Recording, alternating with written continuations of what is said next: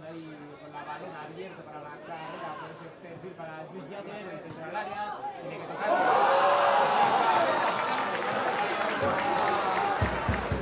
Romero, que acabó rematando a la escuadra, no consiguió llegar a Valencia.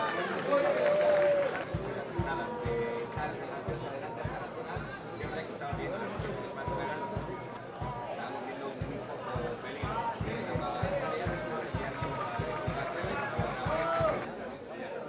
Ahí va el centro, Toni Herrero, segundo palo, muy pasado, ¡palo! Si esa vela, los futbolistas de Tarazona pedían tarjeta amarilla para el centrocampista Rojillo. Cane Morales encarando a Sergio Camus, a nadie, pero el centro del Es una presentación clara de lo que es, para quien no haya podido ver nunca a Rey Morales. Borja con la réplica al centro al área, y va a ir consigue despegar. Que no velar por comer aquí es una cuestión de los dos, porque Hincha del Tarazona.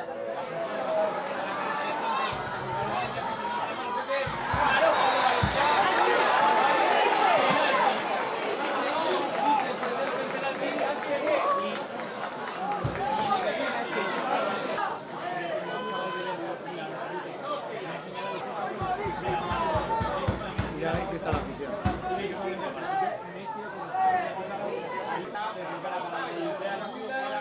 Remate de Huila.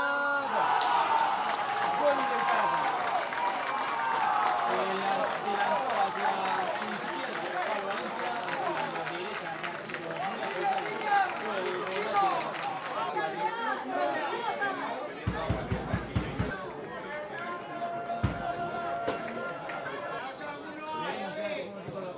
Fue el falta ahí de John García. Paradón. Y qué gran acción para estrenarse en el encuentro de Dani Sancho. El balón al primer palo de Camus.